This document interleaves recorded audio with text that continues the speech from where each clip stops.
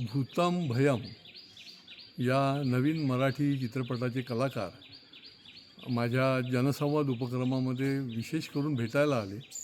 सगळे तरुण कलाकार होते, हौशी कलाकार होते आणि त्यांनी या सिनेमामध्ये काम केलं होतं आणि त्यांची मागणी होती की या सगळ्या थिएटरमध्ये आम्हाला प्राईम टाईम मिळतच नाही, त्याच्यामुळे आमचा सिनेमा चांगला आहे का, लोकांना आवडला आहे का नाही आवडला आहे, हे कसं कळणार. आणि त्यांनी जी तक्रार केली ती रास्त होती.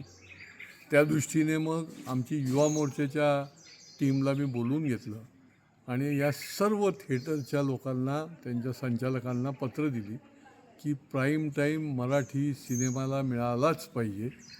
कारण की काय आहे की कोणाचं लक्ष नसलं की मराठी सिनेमाला बाजूला करून टाकतात.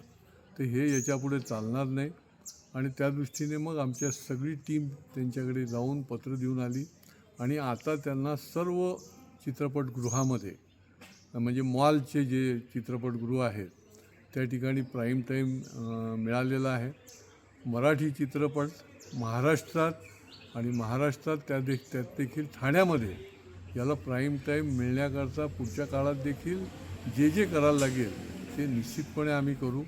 परंतु सर्वच थिएटरच्या मालकांनी त्याचं स्वागत केलं आणि त्यांनी त्यांना दिलं. त्याच्यामुळे हा भूतम भयम हा नवीन चित्रपट जो आहे तो प्राईम टाईममध्ये आता दाखवायला सुरुवात केलेली आहे.